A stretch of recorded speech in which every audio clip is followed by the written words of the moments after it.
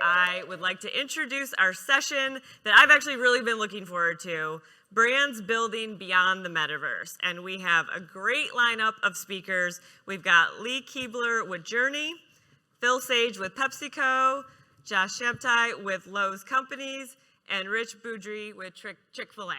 So please come on up. I'll kick it off to you all. And yeah, looking forward to this. Thank you. Welcome, everybody. Yes, so we're here to talk a little bit about some major brands, the Metaverse, but really what's beyond that Metaverse. We're going to talk about kind of the typical chat where gaming and marketing and all of that have come to play, but as those technologies evolve and change, they're being leveraged inside of some of these larger companies as well. And we've got a panelist lineup that from some of the largest brands in the world to discuss that. So my name is Lee Kebler. I'm a director at an agency called Journey. We focus on working with large brands in their metaverse design endeavors, whether that is publicly facing in some of the gaming consumer efforts, or if that is internally with building tools that are leveraged inside of companies that you never even know about. So this is hopefully an opportunity to kind of pull that curtain back a little bit and learn about both sides of that. So I'm going to let the panel introduce themselves, and we'll just kick it off here with from Rich from Chick-fil-A, and go down the line. Thank you, Lee. Yeah, Rich Beaudrie. I'm with Chick-fil-A. I'm a principal lead in the digital learning team. So essentially, I get to consult to all the different learning programs in L&D on all things modern learning and digital learning. And one of the other hats I get to wear is around innovation. So that is why I'm here today, is we get to do a lot of innovation in this VR space. So it's good to be here. Thanks. Good. Phil Sage, and Senior Director of Design Innovation Hub. That's in Plano, in Texas. I'm a passionate industrial designer, 20 plus years in front-end innovation, commercializing product, digital, physical. And I lead a small team, which is really about disrupting the brands, as you highlighted, and really taking them into new spaces, unlocking their true potential. Yeah, happy to be here, my first AWE. Oh, hey. It's a good group. This is really good. This is probably going to be the best panel. I don't want to make anyone else feel bad, and I just want to say hi to that side of the room. I'm Josh Shabtai. I'm Senior Director of Ecosystem at Lowe's Innovation Labs. As the name probably indicates, we are the R&D center for Lowe's Companies, the home improvement store. I'm sure you're all, shoppers. Our role is to imagine, build, explore, accelerate the future of home improvement. And we look at it through the lens of emerging technologies. We have a long history of exploring extended reality to try to take the friction out of home improvement, not only for our customers, but also make our associates' lives easier. Love being here, love AWE. I've been here, it's been a while since I've been back, but my former life I was a video game designer, and I was here in 2010 I directed an augmented reality Star Wars game, and so it's been amazing to track how this community has grown since. So excited to be here. Yeah. Awesome. So with immersive technology, metaverse technology, whatever buzzword we want to kind of slap on that, as you're coming from these very large companies, these large, well-known, globally known brands, those companies can typically take a long time to get on board with new ideas. They're often lumbering giants, When was the first point where you saw this technology not only become viable for the company, but how did the company get to the point where they said, yes, this is something that we need to invest in? Because that's always the big first hurdle. Yeah, I can take it. So PepsiCo, essentially, we've really invested in technology and digital teams pretty aggressively, over the last several years. What that's meant is that we've adopted this kind of, test and learn kind of philosophy, and that obviously leads us into different environments. And I would say that Metaverse for the last 5 years, has been an area where we've, typically ventured, globally, right? So, this past April, the China team, they did an in-store, which was a PepsiCo kind of concept store. And it was all centered around play, but it was built as a sub-application within the WeChat infrastructure. But its sole purpose was really to build, social connection, and also, for that matter, engage with music, right? Internally facing, I spend a Friday with some substantial time in meetings in Horizons, right? So that's to push the boundaries of what a digital office is and how we can learn and collaborate together in different sites. So that's been, super interesting. So I would say that, the metaverse and other areas and platforms are certainly being leveraged. And for that matter, it's not just, the outward facing. Like I said, it's about, the authenticity of relationships between us as a group, even if you're in different locations. Josh, from I've been following Lowe's and what they've been doing with immersive tech since about 2015. They were kind of the first to break into the Business Insider articles that would pop up about VR, and the Vive was coming out, and it was kind of an exciting time.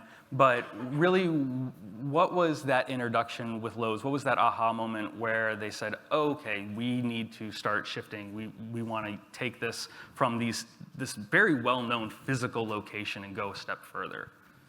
So I don't know if I wouldn't describe it as some wholesale shift. I mean, as you just noted, the Lowe's Innovation Labs team, we've been working in the space since 2014, 2015, exploring all this. And I think at the heart of everything that we do, I mean, who here has ever done a home improvement project? Right? Okay, so let me ask, was it easy?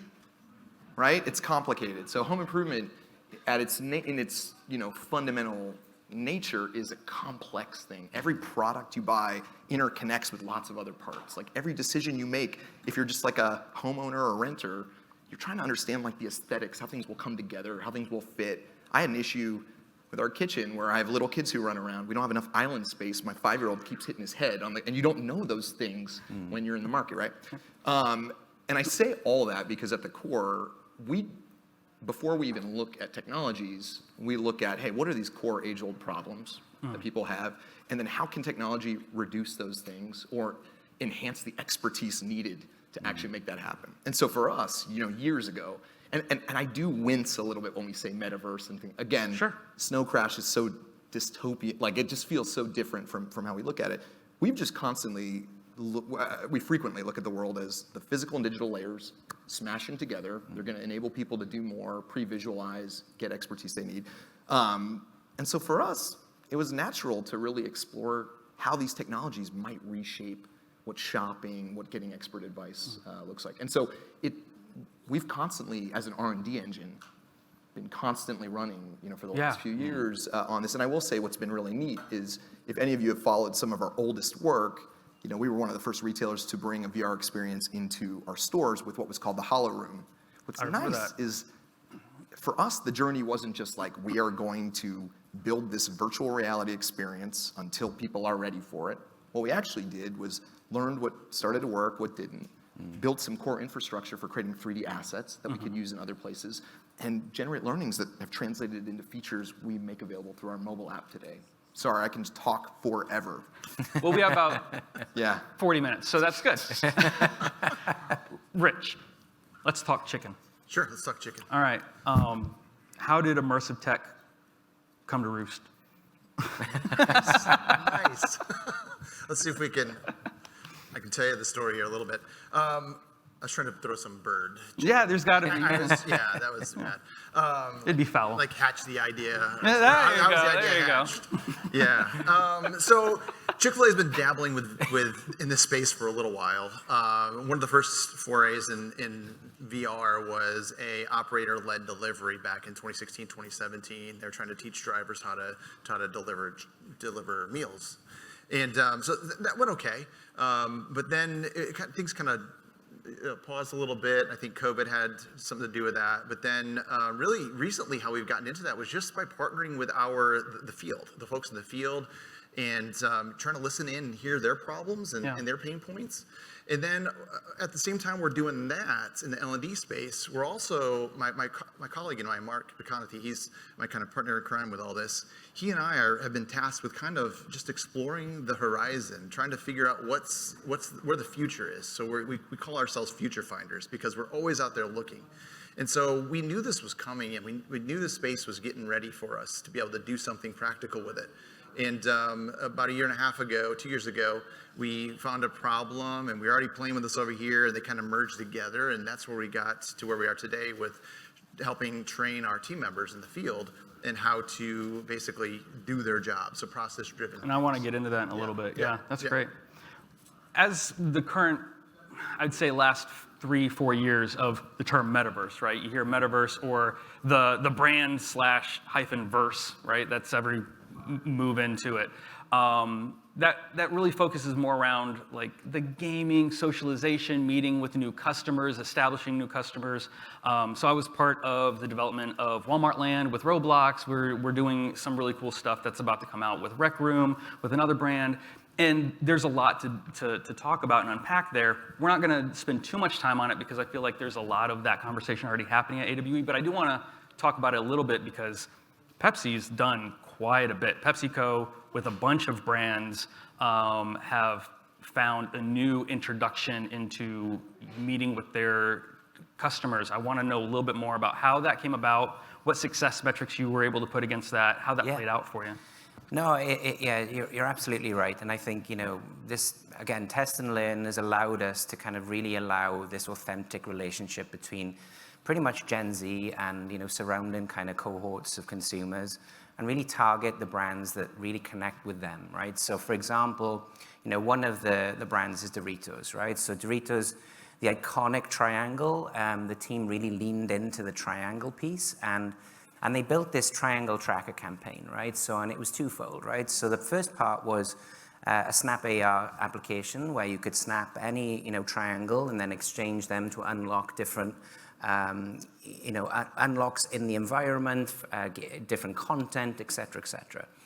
The second part to that was, again, really interesting where it was an install within Fortnite, right? So we had the Triangle Island, and essentially you would then engage with this triangle world, and the gamification of the environment was beautiful, leaned into some traditional gaming content, which was repurposed, and essentially then unlocked, XP then within that environment, right? So it makes a lot of sense. So furthermore, in terms of like some of the metrics that were, measured is that, within Fortnite, there was, I think in its first month, there was 280,000 active users, and then there was 32,000 of them users were essentially in there for over 13 minutes, right? So, really good measures considering, this is done as more of a connection between the brand and the consumer. But the stickiness we could start to see is where the strength laid in the content, right? So that's one example. A second example then would be Chester and Cheetos, right? So we took, Chester, we created a Chesterville, which was this spooky kind of mansion and essentially a street where you can go and engage with different gaming content. And again, it was all to do with the unlock, right? But the nicest part of that application was the fact that we created these cheatle codes, which were then released into social media, and then allowed you then to go and seek out these codes, scan them, and then push yourself back into the environment. So that's what, I've talked about this quite a few times on past panels, but the perfect digital loop when you're going from social to environment and back into social, or you could see it through another lens, from a different context when you're going from physical product out to digital and back into physical product. That's the perfect digital loop, which keeps that stickiness kind of coming back more and more. It's really become an opportunity, in my opinion, for brands to own a channel. And they're starting to treat it more of a channel where it's a continuous, we're going to go back to a actual location, whether it's a digital location, and bring in like new campaigns. Is that like the overarching goal here of are they one-off campaigns that kind of have, here's our launch, we're going to do it for X amount of time, and then that campaign's over, it drops off, and we'll build again? Or is this a return? Are we going to see a return to Chesterville? Are we going to see a return to the Fortnite Doritos? I think it's a great question. I think, look, everybody should be thinking about reciprocal kind of builds that you can, repurpose or, essentially tweak, respray over time, right? So, and I think what you need to do first is build the learnings, right? Once you build the learnings, understand where the consumer target is being gravitated to, then you can subtract that piece and say, actually, we either repurpose that at this point in time, or we collect all the pieces that are working across all the trials and tests and learns and create the ultimate environment. So that is kind of like more of a data approach, and essentially allowing, I would say, sharper campaigns going forward. Yeah, we saw very similar with Walmart Land, which was like this location within Roblox that had a ton of visitors that would come in and they'd play the games, but then it was also a location where they could hold a concert. Yes. And Walmart being a large organization that sells just about everything you can imagine, music's one of those aspects. So they were able to partner with artists that they were doing campaigns with and things like that. So there's this obviously large location that's constantly growing, and it even surprised me to the extent that we were working with them to leverage the same location over and over and over again for different things. I think it's just such an important idea of reusing as opposed to slap on a new campaign, put out new product, it's a whole new thing. You're kind of like going back to the same drawing board and keeping some level of branding and consistency in that manner. So it's interesting. Lowe's is a very real place.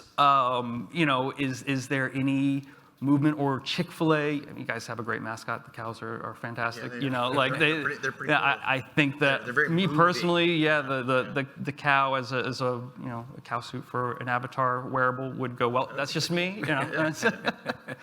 Where do those organizations kind of fall into this new gaming area, especially when you consider it's such a younger generation, maybe they're not ready to go into Lowe's and buy their first lawnmower, Well, I will say, not exactly answering this question, but tagging on to, I think the discussion about having repurposable, you guys were talking about repurposable locations and assets and things like that. What I'll say it's been really interesting is, so when you think about Lowe's as a physical space, for more than 100 years, Lowe's has been in business, selling home improvement goods. And so in a weird way, you could describe us as selling the building blocks of construction for decades.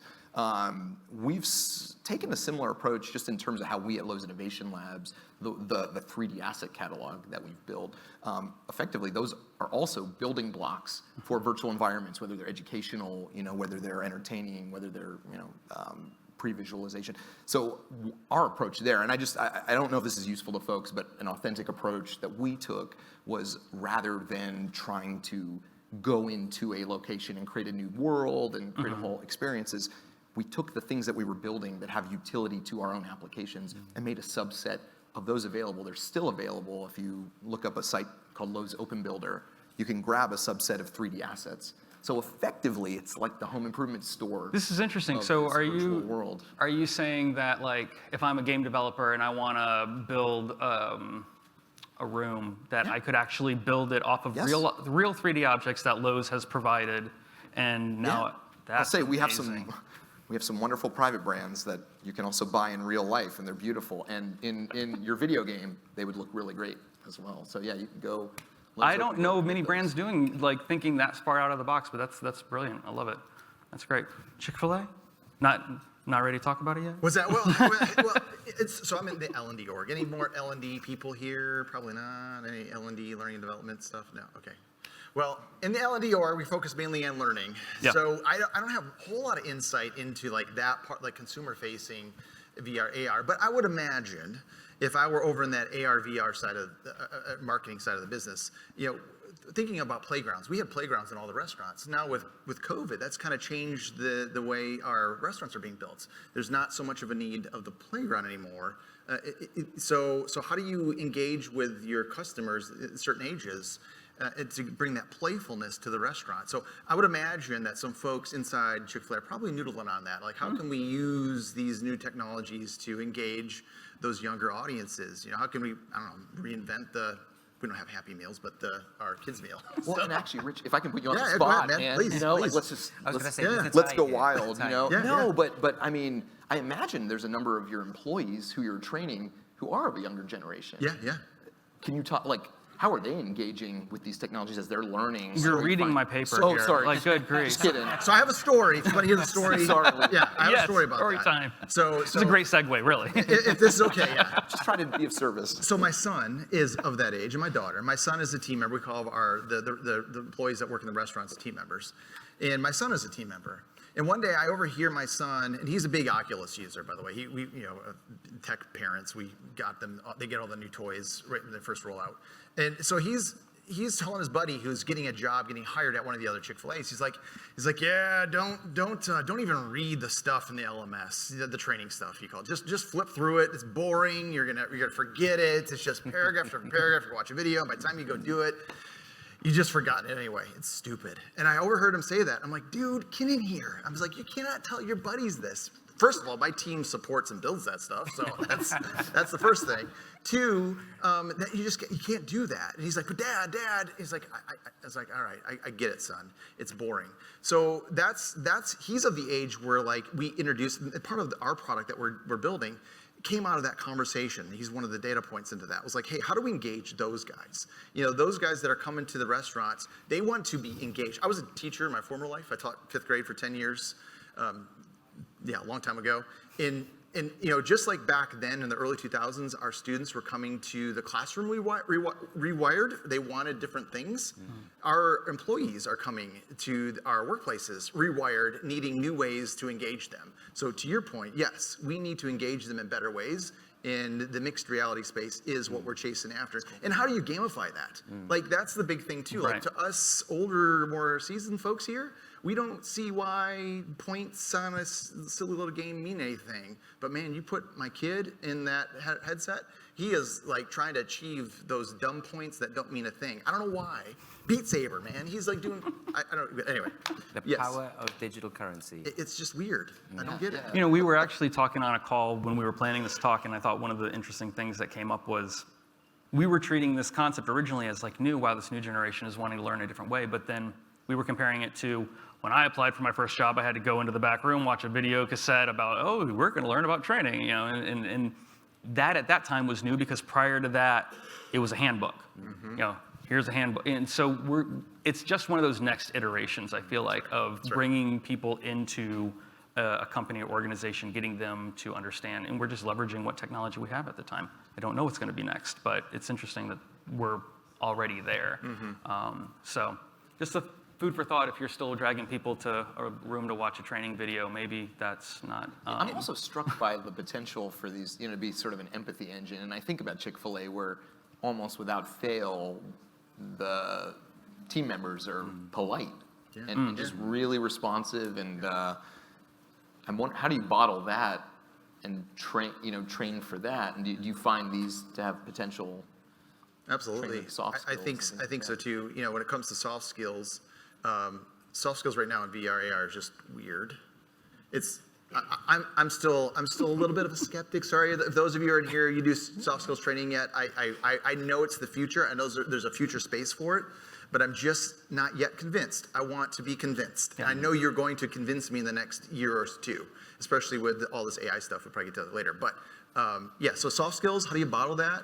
Yeah, it is going to be the future and allow us to scale the business, but it's still a little just awkward. I think it really anchors in on the application, right? So for example, right? So the Latin America team at PepsiCo, they recently did a beautiful test pilot with Metaverse, right? So where we brought in all different expertise and all different cultures and all different locations into one environment and essentially built out a Shark Tank, right? So where ideas could be reviewed, it could be discussed, it could be negotiated, and essentially, democratizing the idea creation process, right, in the metaverse, right? So, and that seemed really fruitful to many, who attended, and ultimately, it was a test and learn themselves, but at the same time, they got great yield out of it. So I think it really depends on how you can wire in some of these processes into maybe some of the fundamentals of how we operate. And this sounds like an opportunity to actually leverage that technology to connect with a team that is geographically removed from HQ. Yes. So how does that change the internal dynamic within the company itself of team members going, oh wait, I'm actually interacting different time zone, different culture completely. Yeah. But now you're kind of forced to be together and to work together. Like, how is that melding going? Yeah, I mean, I'm a huge fan as a classic trained design-led thinker. I'm huge on, learning, rapid prototyping, testing, right? And that is the principles of actually kind of coming together and being able to either iterate on something that's seen as successful, or for that matter, something that needs to be thrown out and start again, right? So this idea of a circular, system in terms of innovating, but can be done via, yes, in person, just as we are now, but certainly the toolkit is there and the infrastructure is there to do it through a 24-hour period, or for that matter, in a defined timeline that fits the particular brief or project that you're working on. It's actually behooving the company to have that distance, because you're hitting different time zones that can continually operate. Totally. That's interesting. Meta spent the last 2 years really marketing this concept of like work in VR, work in the metaverse. I know Lowe's has a lot going on, even I think here with some haptics stuff that a lot of people are unaware of. Do you want to kind of pull back the curtain? How far can that curtain open? Yeah, sure. I mean, but were you? I No. thought you were going down a path about collaboration. Or, remote, that's part of it. You're putting the collaboration. You've got secondary tools that are now new tools that are being creative. You're putting more of the person into the space. Yeah. And what is that looking like right now with Yeah. Well, I'll answer it in two different ways. So, sorry, where I thought you were going with, like, in terms of, hey, how are these tools opening up new opportunities for people Sure. to do more at home or remotely? I think one of the areas that, at least to the Lowe's Innovation Labs team, has been really interesting to us is, again, I'm gonna just be on my home improvement. It's hard, and you really need to go into a store and see stuff. You need to feel it. You need to understand what it looks like. And we were just talking about that. But then you got to go back home, because you're like, well, wait a minute. Now I need to see my kitchen, and I'm like, did the thing, and you got to remember what you like. We got my tape measure. You know how many times I've done that? Real. No. I mean, honestly, like that journey is multiple trips back and forth, right? And so we always look, can we just reduce the number of those trips? What's been really compelling to us is putting aside any hardware that you have to wear or put, fix to your body. What's been really interesting, for example, with the additional LiDAR on iPhone Pros and things like that, is you're able to start using that tool to immediately get a more accurate representation of the space in which you live in, which can then start to get you down the path of remotely starting to feel out with some added realism what that space could look like. We're really encouraged by that. And honestly, sometimes I wonder, I don't think it is yet. I mean, but is the killer app for this kind of stuff, for extended reality, not something that has to totally immerse you, but something that just very quickly lets you take the snapshot and actually start working? Like, I'm gonna sell everybody on this if you have an iPhone Pro and get the Lowe's app, register, but we have a feature called Measure Your Space that if you're looking for flooring, and flooring's a high touch, you want to go show. This, you can actually create You don't want to get that measurement wrong. Yeah, you create a floor plan, and you can start getting estimates and doing all that. So thing one is, like, we've been really encouraged by, like, hey, you can make a lot of that stuff happen at home. The other piece, so if you're around, we're at booth 105. I'm just like full of sales pitches. This is like, I really honestly, so it's interesting. Measure Your Space is on the spectrum of our stuff where years and years of work sort of culminated, and here's a feature that goes to our customers, and we really, but then we also work on really exploratory early stage stuff. And we're at booth 105, and we're located next to Haptex. We're actually experimenting with a kitchen visualizer and light planner that you can actually touch and feel elements as you. So we want to see what happens when you're inside of a kitchen environment. Not only can you pre-visualize and get a feel for it in spatial, but what happens when you can actually feel it? Does it immerse you? Does it enhance your ability to have confidence, build memories, build engagement with that stuff? So I would, come by. It might be a long line. I don't know. I'm hyping it up to everybody. So Well, just a small build on the self-automation. So unfortunately, a storm came through last week at our home and wiped out our roof. So then we got sent the Hover app, which basically all angles of the house, put through the engine, fully scaled 3D roof and dimensioned house, sent off to the insurance company, estimate the size of the roof, and then they can estimate the materials, etc. So again, this self-automation is being used in, other parallels and other industries, which I believe is part of our role, right? The role is about the automation of, AR and XR helping and assisting, the process, right, to solve the problem. I think that's a good point. Like so often, and probably at this conference, and I fall into it when I'm here because it's so exciting to see all the new hardware and get really excited about it. But I think you're calling it out. It's like these are all metaverse-ish applications, but they surround you versus you having to be immersed, and maybe Right. they're more useful for now. Yeah, I'm kind of the why not both, aspect of it. I think both of them, and they do operate so separately. But as we go back to like this idea of bringing it all together and bringing people together in these spaces,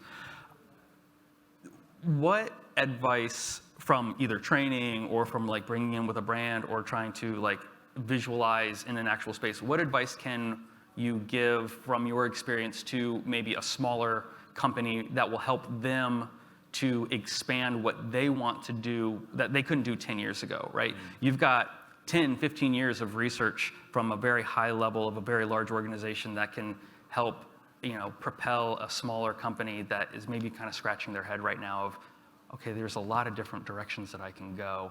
How do they traverse that? What can they do now that they couldn't do 10 years ago that you'd like to push them towards? For me, it's really about consumer engagement, right? So, for example, if you're a small company, you've built and wireframed out a piece of software. If you're in the physical digital space, then you've created a prototype which you need to test. You no longer need to go to, high expense to get that product tested, right? There are a slew of companies out there with lots and lots of different smaller toolkits underneath it. You buy a level of credits, you pay the credits against the level of testing you need, whether it be in-home, whether it be, a panel, whether it be behind smoke and mirrors. So for me, it's about the conversation that needs to happen between the consumer and the idea, right? And I would say that is the iterate, that is the way that you're going to improve, that is the way that you're going to eliminate, for that matter, maybe chuck everything out and then start all over again, right? So it's really that ease of access now to creative consumers and to consumer sets is far, far more cleaner than it's ever been. Do you feel like there's, and this is open for everybody, is there an area of this technology that you're like, oh, if I were in my own small little business, this is where I would be focusing. This is where I'd like to see more attention given, and where you would like to see just more people go, oh, this might have more of an enterprise or customer-focused leverage than people are giving credit to. I'll let you guys go first. I'll say, Rex's paper. I'd say make soft skills cool in VR. That would be the one space. Like, it's just, again, it's weird. Focus on that. How can you make that more realistic? And then I'm really curious about this idea of just everything connected, like VR IoT. Is that a thing? I think someone just wrote that down and said, yep, it's going to VR be a thing. IoT, because that's I mean, I think you were alluding it to like the whole, it's just everything kind of coming together. I think that's a really interesting space. I think maybe that's where we're headed, where everything's just connected. I mean, it seems to be a little bit of a trend over the past few years with all this IoT stuff, but this might be just that next iteration, next step, evolution. I think that's fantastic advice.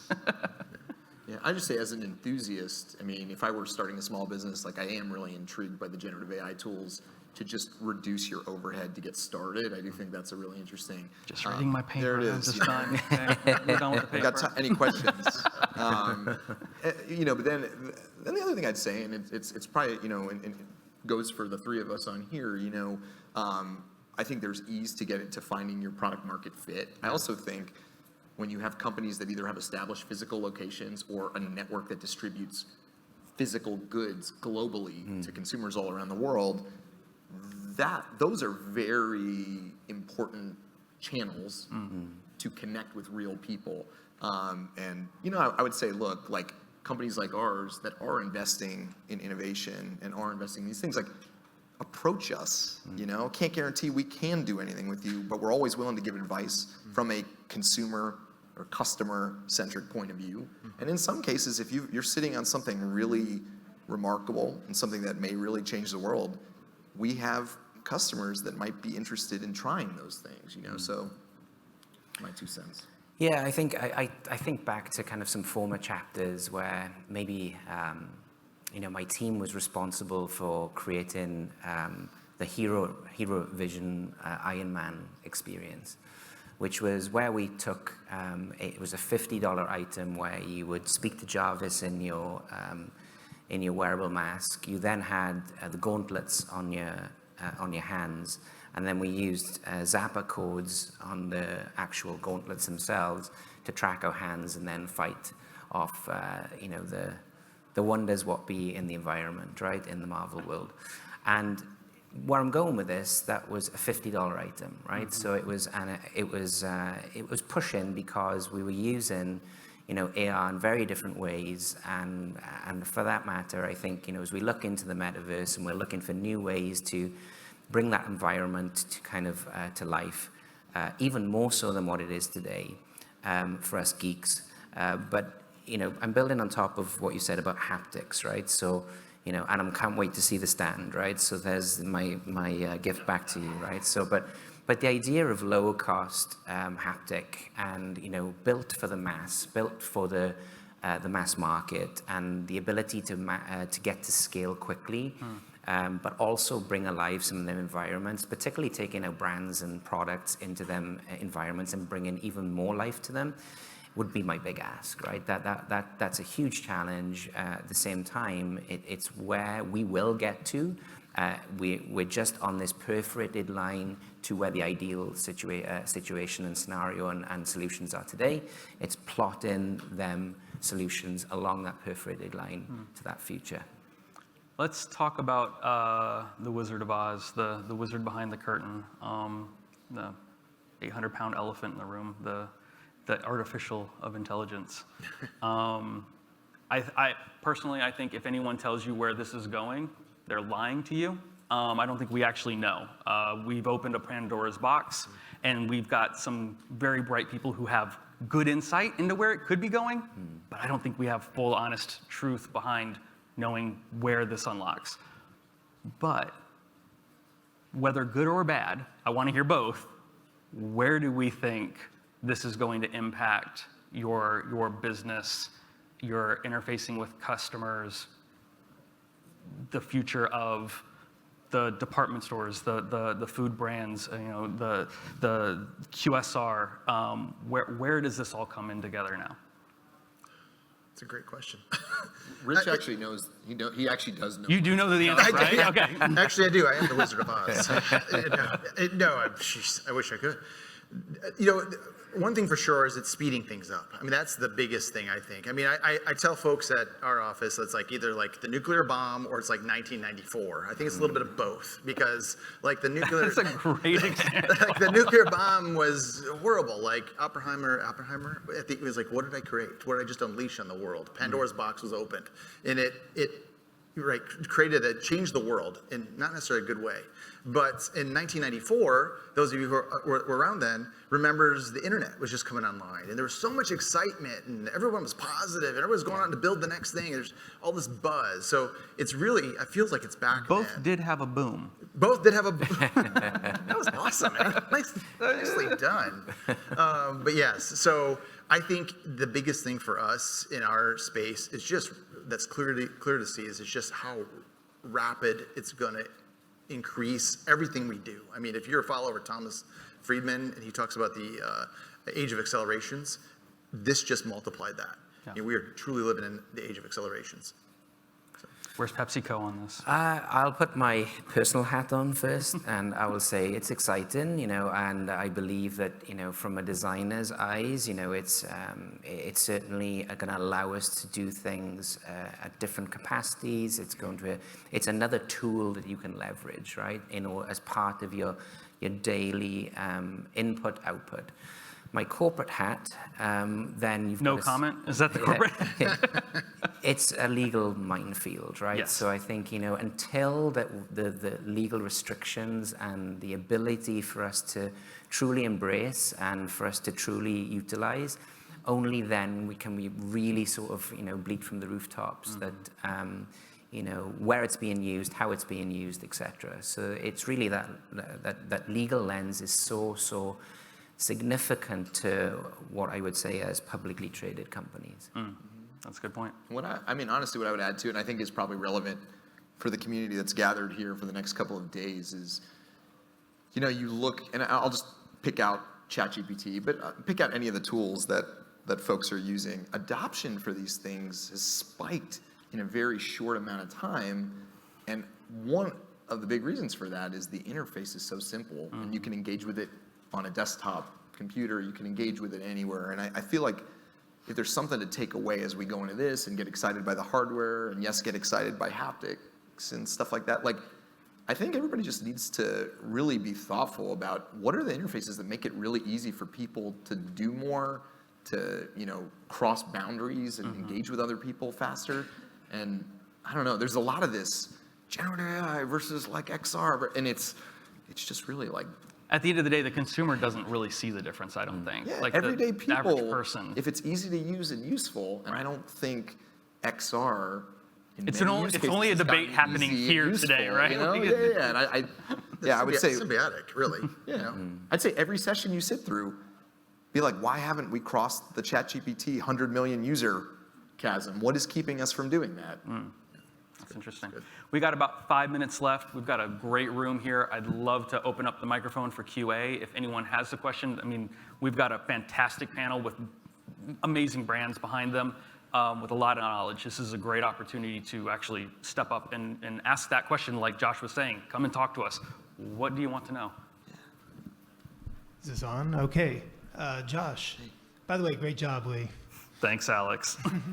Yeah, really enjoy the conversation with what Lowe's is doing with the room viewer and the Hollow Room that you guys had in store. That's all very innovative stuff.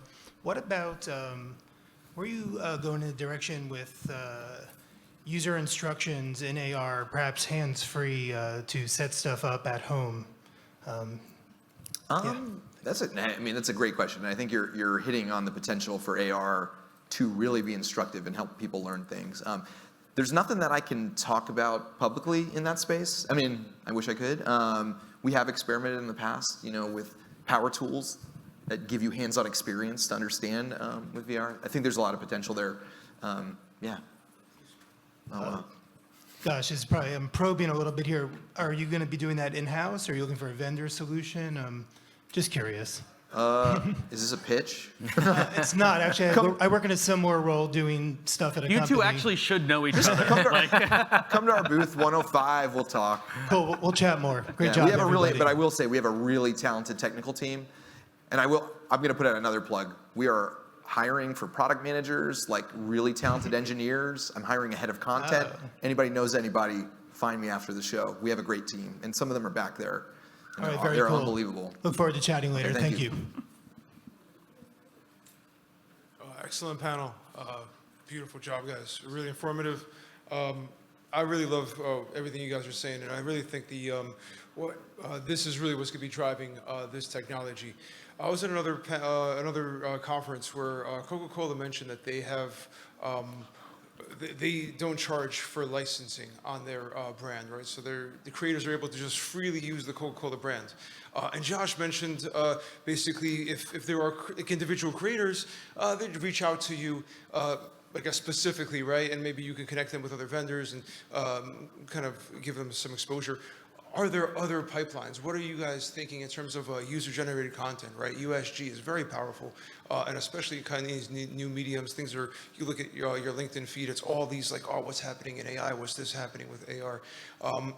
What are the pipelines that you guys are thinking of that you have already, and what are your kind of dream pipelines for these kind of things? I can take, maybe it'll solve part of the question, but we have Life Water, which is a wonderful brand, and there's a whole artist community that's basically wired into that. And as you know, the artwork that's applied to a lot of that, the execution side is just beautiful, right? So there's definitely a community that's built around some of these brands. And likewise, we have a 300-strong, design community which spreads all parts of the world. And we were actually at a get-together recently where we're discussing sharing stories. But what my takeaway is that it's really important to build them communities, right? It's really important to embrace artists. It's really important to build diversity, inclusion from all different parts of the globe.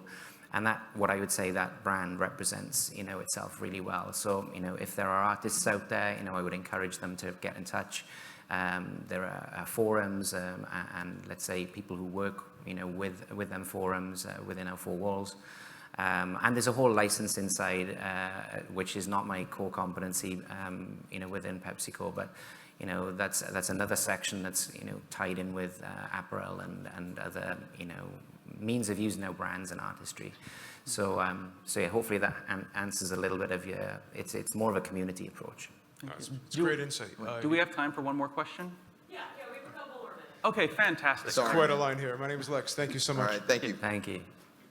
Hi, my question is, a lot of VR and PC metaverse is multiplayer and social. So for AR, do your teams work on local multi-user experiences where you're in the same space? And is that even important? Can I answer that Please. question? Yeah, So yeah. one of the earlier projects that I was involved with, this goes all the way back to like the 2015, 2016 era, was working with a company called Frankie Kitchen Design. Most people don't know about Frankie. Lowe's knows about Frankie because you can buy Frankie sinks at Lowe's. But one of the things that Frankie does is they create QSR kitchens for fast food restaurants. And we were kind of working with them in the VR space for local multiplayer VR so that they could better design custom kitchens to fit into locations that you wouldn't normally expect. It's one thing to have kind of like your off-highway restaurant is always the same, but the second you want to put one in Manhattan, here's your shoebox. You don't get to argue, like there's just not enough space. So how do you then redesign these very complex kitchens, which I'm sure you can speak to quite a bit, into these new locations? And we leveraged a lot of that multiplayer VR in that, so you could get things right the first time. And we were able to cut down kitchen designs from 5 to 2 before we had to go into product manufacturing. So like that was huge for us. I don't know about the rest of the team. No, I think that was good. No, that was good. I would say that you nailed it. From a training perspective, it's something that we're considering too. Like, what would that look like to put a classroom, to go from one classroom, physical classroom, to make 1,000 classrooms in every restaurant through the headsets? How can you make that multi-player or multi-student? That's interesting. All right, thank you. Oh, thanks. We've actually got about 5 more minutes, so we can take a few more. All right, great. We can get through the line. Hey, I'm Aditi. I'm a product manager at Walmart. And so these retail use cases that we're talking about are really interesting to me. So I'm fixing on something that Josh, you said, and I think everyone on the panel has mentioned about some of the experiments you've done help generate learnings, which can inform, let's say, the mobile experience or other experiences. And I'm really curious about if you have examples to share of these learnings. And I'm kind of coming at it from the lens that sometimes internal stakeholders understand the longer timelines, but sometimes there's internal stakeholders who are very accustomed to like tangible value of revenue and sales, and how do you showcase the value of these learnings to them? Yeah, I'm happy to talk broadly about it right here. I would also say in that back row, you've actually got some product management folks from the labs team that you should definitely meet also and have another conversation with. Broadly, what's been interesting for us, like over the course of our journey in VR and AR, is we've seen time and again, sometimes anecdotally, sometimes at a broader scale, that when people are able to pre-visualize these complicated projects, they have higher level conversations with knowledgeable associates, and we found that's a consistent thing. And so, I guess what I meant about some of those early experiences informing a variety of things is, it's not necessarily because they wore an Oculus Quest 2 that is exactly the experience, but you do start to understand, you're like, if you can give people a sense of dimension, if you can help them start to plant objects in a space that's very much like theirs, they can now articulate what was in their head in a different way. And so there are lots of these learnings that they help the journey move forward, and they take years, but they're little points of evidence, yeah. So it's kind of about telling the story about the evidence you collected. Yeah. I don't know if you guys. I mean, there's so much I could unlock in terms of like key learnings that have been made, which then have best informed, new developments.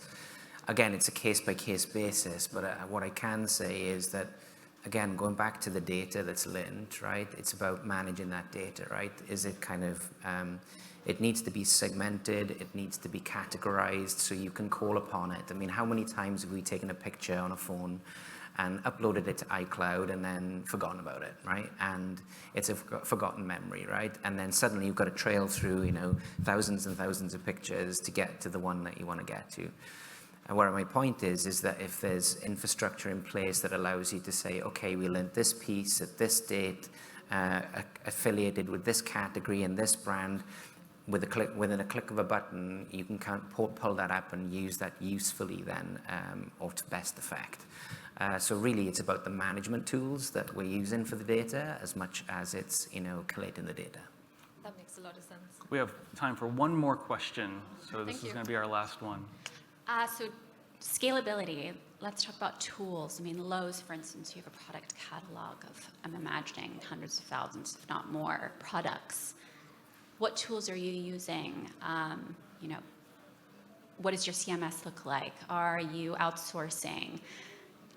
Talk to me a little bit about scalability. Like, this is the last question where we have no time left.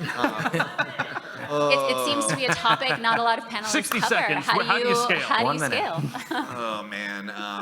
I don't think I can answer in 60 seconds. There's a guy back there. He's the tallest person All on right, our let's- team. Right there. Actually, everybody, his name is Matt Greff. He All right, is in I'll talk to charge. Matt. Yeah. It's a lot of work in years. And yeah, but we'd be happy to right. share that with you. Sorry. No, really. that's okay. All right, that's fantastic. That's going to wrap it for this What a one. terrible answer. Thank you all for joining us. Hope you guys got something out of Thank it. you. And if you see any of us walking around, tap us on the shoulder. Yeah, Don't come be strangers. chat. Come chat. Please. Thank you.